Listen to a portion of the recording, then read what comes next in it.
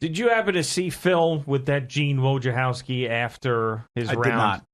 All right, so he was asked about everything that went on, and one of his answers was, this may be the last major that I win. This may be the last tournament that I win, period.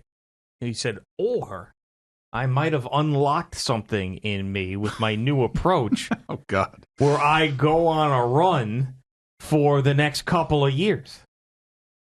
Now, you're burying your head in your hands for our radio listeners. Yes. And why is that? Because he just takes so long now all of a sudden. Whatever has gotten into him over the last couple of weeks, just the methodical approach, which is great. And I understand. And I love the fact because he's a lefty and I'm a lefty. And I love the fact that he's like one of the few lefties out there on the PGA Tour. So I'm rooting for him, of course.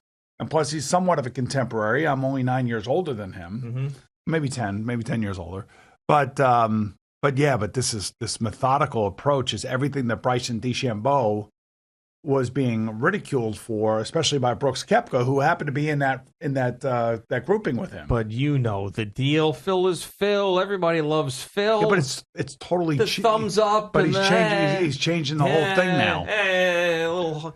But here's the interesting thing. So he's from San Diego. Yep. And that's where this year's U.S. Open is. It's at Torrey Pines. Okay. And, that's basically a golf course he's probably played 100 times, probably 1,000 times. Yeah, of course. So you're thinking that this is maybe the time? Could it be? I mean, I don't necessarily know that a golf course could be any tougher than the one that they just played. Maybe if it were a little bit more windy. It was windy. But the Pete Dye designed courses, like you have so many blind shots, and you just gotta keep playing the golf course till you finally get comfortable with it. But if he won a U.S. Open finally, I believe that if Brooks Koepka were in the group in front of him, he probably would have had a better round. He was all over the place. That's because you really think that was all because of Phil? That's part of it. It's part of it. He was the villain yesterday. Because he likes to show up with his muscles and his goatee and try to intimidate other golfers. People like Brooks, though. But Phil is one of my buddies who I was talking with yesterday. Phil schooled him yesterday, but really they both didn't play great. They both were over par yesterday. Yeah. They just kept it within, the realm of reality. But just Phil's methodical way of going about it is maddening. And you got to believe, Brooks will never say anything about it, but you just got to believe it was like putting him in the corner. And say, you stay over there for about 5 more minutes. Yeah. Oh, wait. Maybe 2 more minutes after that 5 minutes. And whether it would be the group in front of them, it took them 5.5 hours to play us, or 5 hours and 15 minutes to play. But still, slow play Phil winning a tournament at 50 great.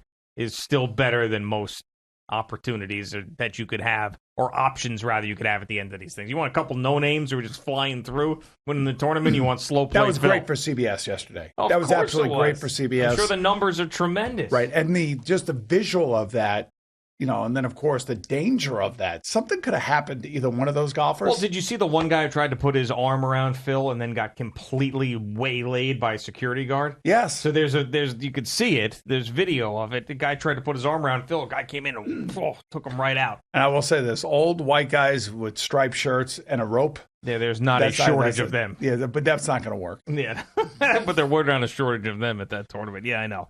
Well, I couldn't believe that they didn't storm, because even Nance said it. He goes, I want to know what happens when this thing ends.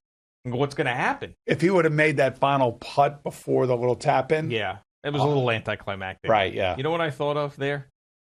Kind of reminded me of the Knicks clinching the playoff spot on their own in L.A.